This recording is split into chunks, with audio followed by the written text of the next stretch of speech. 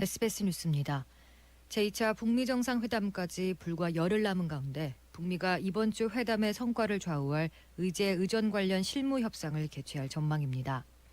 정상회담이 열릴 베트남 하노이에는 어제 김정은 위원장의 집사로 알려진 김창선 북한 국무위원회 부장이 도착한 가운데 카운터파트가 될 것으로 보이는 데니얼 월시 미 백악관 부비서실장도 지난 15일쯤 하노이에 도착한 것으로 파악됐습니다.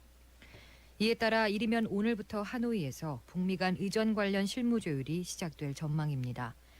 정상회담이 코앞으로 다가온 만큼 의전 조율과 함께 이번 주 중 현지에서 의제 관련 실무 협상도 열릴 것으로 보입니다.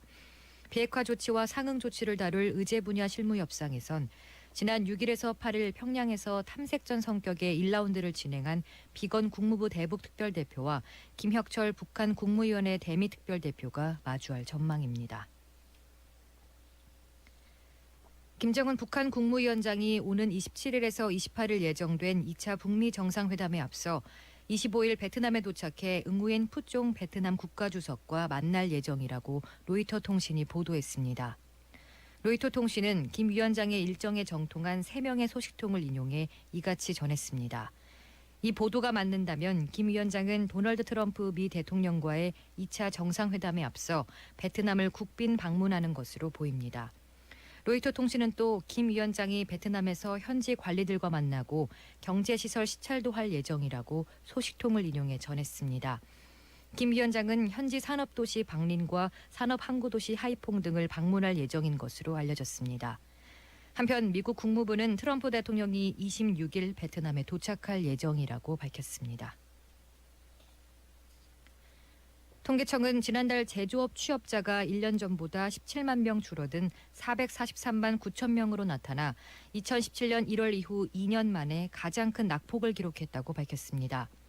통계청 관계자는 구체적 수치를 밝히지 않은 채 지난해 말 전자부품 업종 취업자가 감소세로 전환한 뒤 점차 감소폭이 커지며 전체 제조업 취업자 지표에 주된 영향을 미쳤다고 설명했습니다.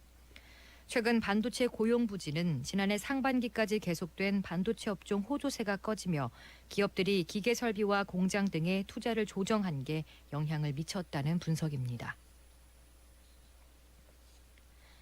국토교통부는 내일부터 2달간 국민안전과 직결되는 교량, 터널, 철도 등 시설물 3,792개소에 대한 점검에 나선다고 밝혔습니다. 국토부는 도로와 철도, 항공 등 분야별 7개 진단반을 국가안전대진단 추진단으로 구성했습니다. 지난해 12월 강릉선 KTX 탈선 사고와 서울 강남구 오피스텔 균열 사고가 발생함에 따라 철도 전기, 통신설비, 노후 건축물이 우선 선정됐습니다.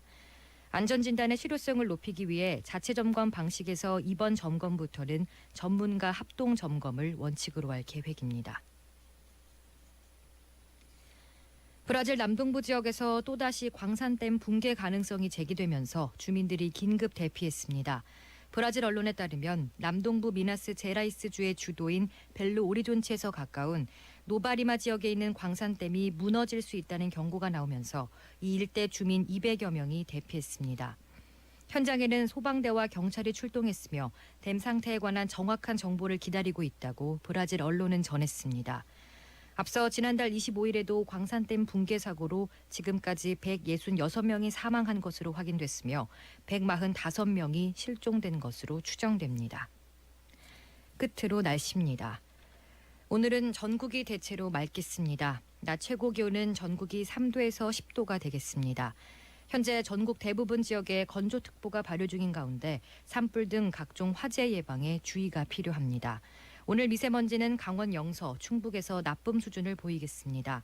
내일은 낮에 제주도에 비가 내리기 시작해 모레인 화요일에는 전국으로 확대될 전망입니다. 내일 아침 최저 기온은 전국이 영하 10도에서 영상 1도가 되겠습니다. 서울의 현재 기온은 1도입니다. 습도는 35%입니다. 주시은입니다. 뉴스를 마칩니다. SBS 러브 FM